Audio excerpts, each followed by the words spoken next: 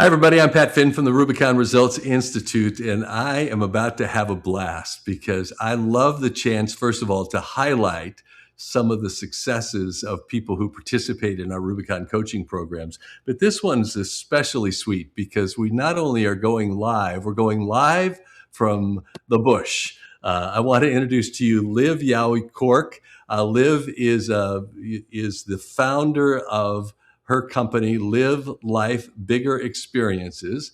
And among the amazing things she does for people visiting South Africa is takes people out in the bush on safaris. And that's where you are right now, right?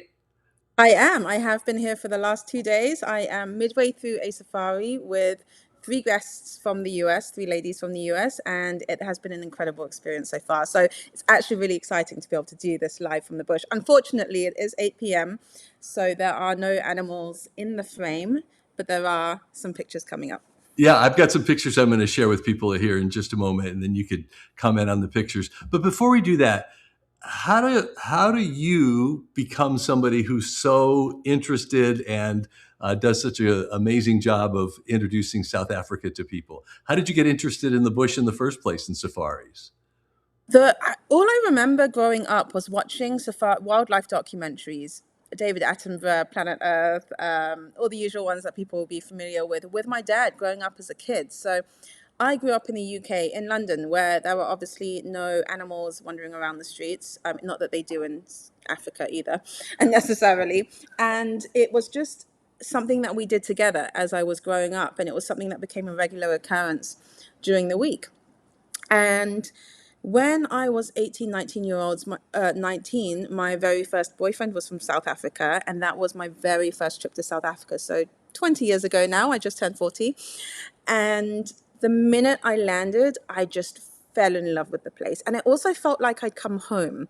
I don't know if anyone's listening has ever had that experience of just being somewhere and just feeling completely at home. That's what it was like with South Africa for me 20 years ago.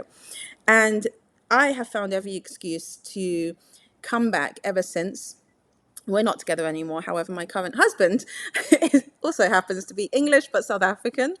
And so 20 years later, I've somehow found my way back here again. But throughout that time, I've trained as a safari guide and a walking trails guide as well as many other things. So I found many different ways of getting back to South Africa every opportunity I get. Very cool. I want to share with people a couple of the pictures from this safari that you're on. But before I do that, I want to put it in context that if somebody's watching right now, it's not like watching a documentary on television and seeing these animals. It's also a chance to actually see some possibility in putting yourself there.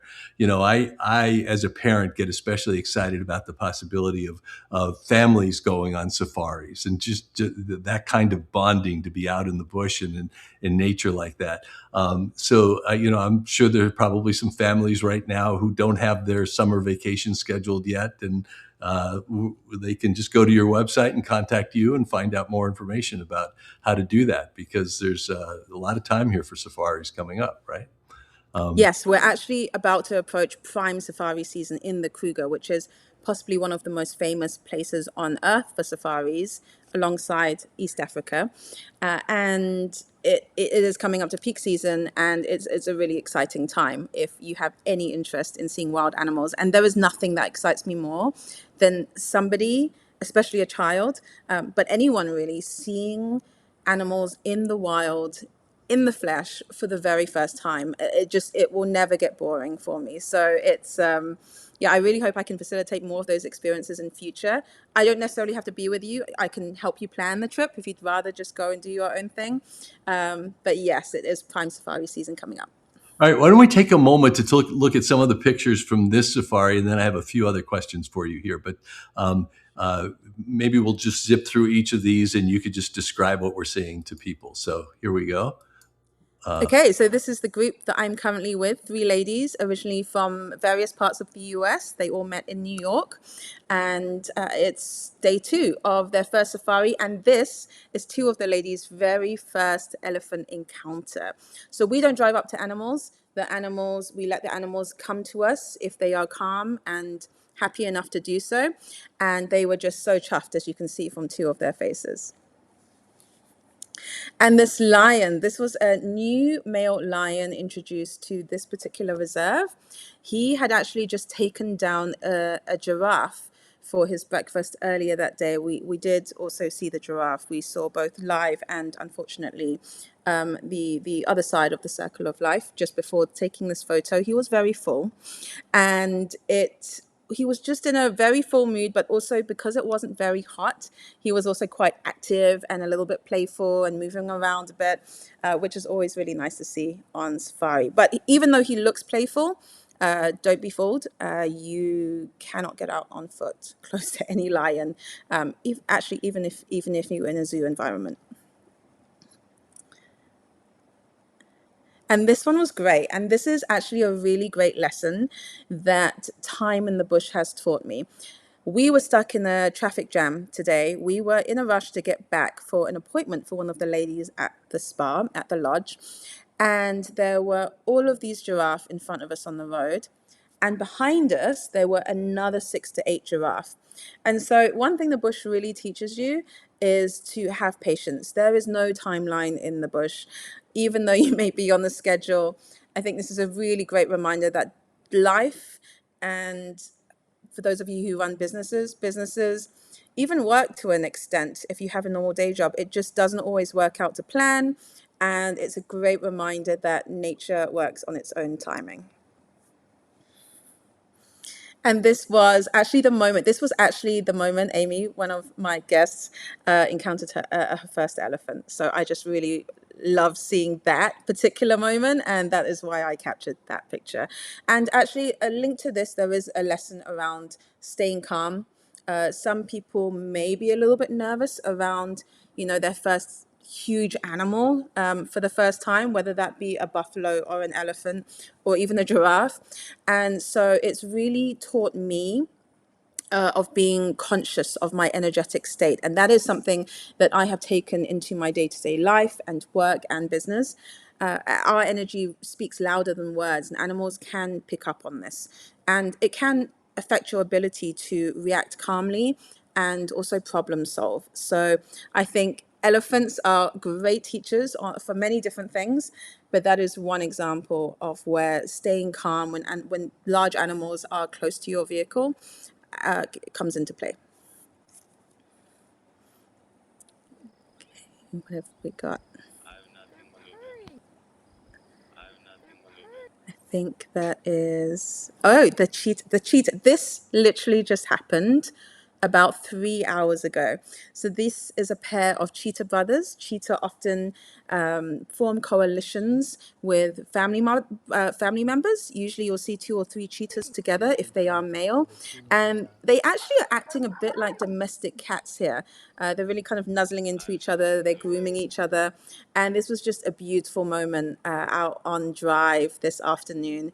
And everyone is really, really excited to see their first cheetah up so close. And again, this is a lesson around putting yourself in new environments. It really creates connection, empathy.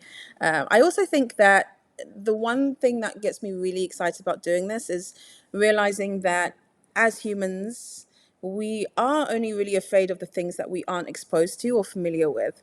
And this happens so many times during my guide training, putting yourself in new environments, whatever they may be, really just help you to show up braver and bolder in the world, I would say. So another lesson from the bush that I've really taken with me into day-to-day life. And there are so many others, like that presence that you have when you are just out in nature, and you're just surrounded by the wild, and you realize that if you're quiet enough and the vehicle is off, you start to hear all the sounds and you start to smell things, and you realize that we only use a fraction of our senses in day-to-day life.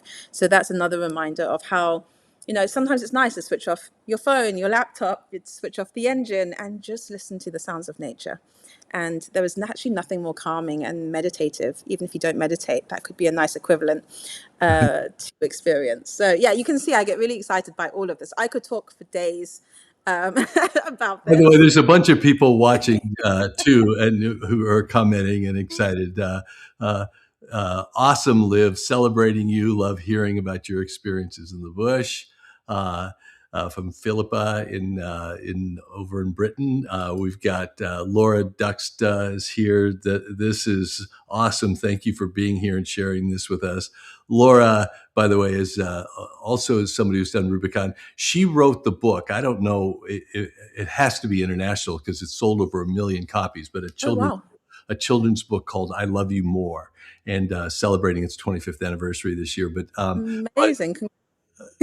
so and I know you're all about love, so it's so that's perfect. Liv, as people are watching this, you know, there's you talked about being around big animals for the first time and conquering your fears and being able to stay calm. So that's certainly one of the lessons from the bush. What if somebody is considering this, but it's like, oh, I don't know if I could do that, or I prefer my camping to be glamping. Or something like that. Yeah. How rugged is it? I guess is the question. Of course. This is actually a really great question. So, as I speak, I'm actually at a five-star lodge, which is very fancy.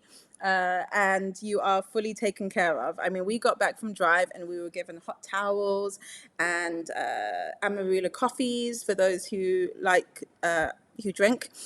And every day it's a different experience. It is, amazing food, amazing wine, and it really is the whole range. We do offer the full spectrum. We don't like to just target the high end and the luxury market. We also like to offer more rustic experiences and something a bit closer to the wild and authentic as well, if you are comfortable with that. I'd say if you're somebody a little bit more adventurous, maybe you like backpacking, you might be up for the more rustic experience. I'm not saying you're going to be sleeping in tents necessarily, but it just won't be as glamorous. However, if this is your very first time to Africa, even South Africa or Africa, I would recommend a more comfortable experience just to get used to the environment, the sounds, the smells, the animals. And then you can start, pushing with future trips and trying new things. But even on a trip like this, there are other opportunities to, for example, go on a bushwalk. It is safe. The guides are incredible. They have a ton of experience.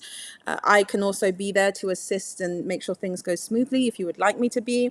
And there are many different ways you can do this. So I wouldn't let that be a barrier to planning your first safari. And again, with that, there are a variety of price points as well. So there is really something for everyone. But of course, you just have to get yourself here. Great. I have on the screen Vishali, who wrote a book, Solo Explorers. It's all about women taking adventures on their own. So you don't have to go with a family or a group. Exactly. There's the opportunity to do that. Yeah. And I And have a chapter in that book, funnily enough. So there oh, you is a do? Oh, chapter. well, very cool. I do. And I wrote about my experience of sleeping in tents surrounded by elephants and being terrified the very first night of my guide training. And by the end of the first 30 days, when we then moved to another camp, just the terror of that first night and having these just humongous animals. There's trees and branches coming down around you, and of course, this was guide training, so this is not a typical guest experience Yeah. at all. But that for me was such a great lesson in they know we're there, we know they're there. There's such mutual respect. 30 days later, we've got elephants at night in camp almost every night. And no, everyone is completely fine.